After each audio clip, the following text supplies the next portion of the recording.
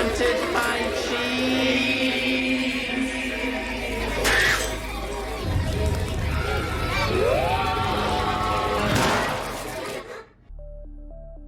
Rat tanks are a bit of a problem in War Thunder, rats being especially speedy, small, or heavy hitting, but never quite all three, and this is for good reason. Going fast is really fun and going slow simply isn't. It doesn't help that some of these maps are massive and traversing somewhere like the Maginot Line in the Black Prince is somewhat suboptimal. Rat tanks aren't necessarily just light tanks, just any vehicle that is fast and then one of these two. The problem with rat tanks isn't that they actually outperform mediums or heavies, just that their gameplay loop is actually too fun and too viable. Every match, a rat takes the point first thing without waiting for teammates. If they fail to flank a heavy, they'll often just barrel and track it or just escape it entirely. They can even zip around and decap points quickly without really being stopped, especially in the late game. The skill required to get game impact of a light tank is much lower than a heavy. Most heavy tanks require you to engage at longer ranges while also looking out for the dreaded rat tank zipping around the map and sneaking up behind you or just on your flank.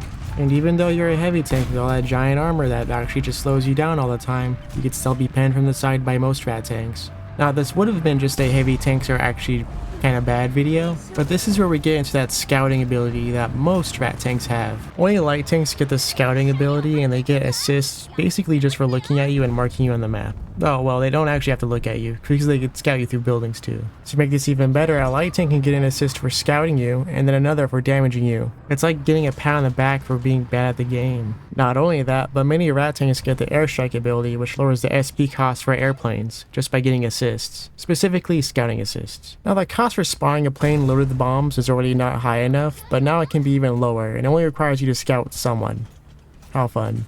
It's not like CAS isn't already an openly acknowledged problem by basically everyone. To highlight this issue, I played a game planning to scout someone to get the cost lower and capping a point to spawn a plane. This didn't work because I didn't get the actual assist off of the guy I scouted, but I did just kill one random oblivious tiger, and that was way more than enough SP to spawn a AM1 with rockets and bombs. This problem is further magnified by the fact that heavy tanks are often CAS magnets. It's no secret that some of the most dreaded tanks to play in War Thunder are super heavy tanks. The problem in general with heavies being if they're actually unpennable, they're too good, but if they're moderately pennable, they lose most of the value they're respected for. The mouse is a perfect example of this. It was so difficult to balance because it was generally always overpowered or useless, so they took it out entirely. Rat tanks have like the exact opposite problem. People will even argue that dragging a Locust into 12.0 is perfectly viable because it can technically kill some tanks up there, just not in BTs. It doesn't help that the God Mode award incentivizes this kind of behavior. So what's the solution? Well, hopefully it's infantry. It's hard to imagine what infantry will actually look like in War Thunder, especially throughout the different BR ranges. However, we can infer what it might be like based on the World War I event, which I actually don't have footage of. Regardless, most people seem to fail to realize how infantry did impact these matches. The infantry weren't mere aesthetic or anything, they actively held points to prevent the Garford and other tanks from capping or even decapping them. Now the Garford was the rat tank of the World War I game mode, and it's important to remember that the infantry could toss AT grenades and they'd often even kill the Garfords if they weren't careful. Now what's important is that the A7Vs and the Saint Chamons really weren't threatened by the infantry at all.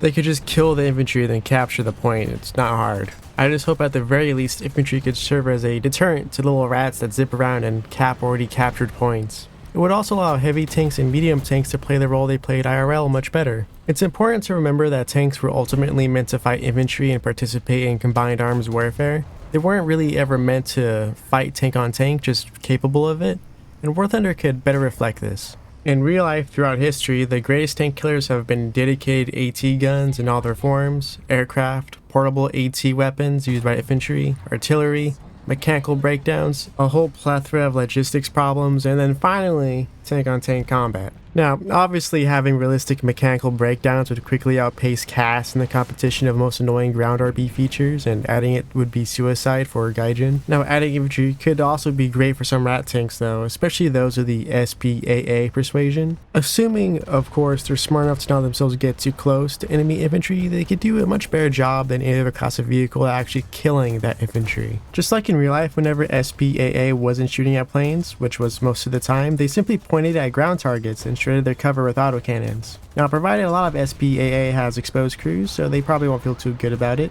but still works. This is all speculation, of course, but infantry may or may not permanently and drastically change War Thunder. And seeing how Gaijin absolutely refuses to touch the actual game modes themselves, I'm sure they're approaching it more carefully than anything else they have before. Hopefully. Alright, that was about it. See y'all later.